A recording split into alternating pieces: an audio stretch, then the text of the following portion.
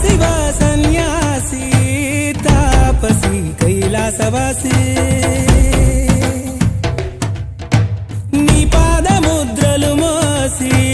పొంగిపోయినదే పల్లె కాసి ఎక్కడ వీడుంటే నిండుగా అక్కడ నేనంతా పండగ చుట్టుపక్కల చీకటి పెళ్ళగించగా అడుగేశాడంట కాచే దొరలాగా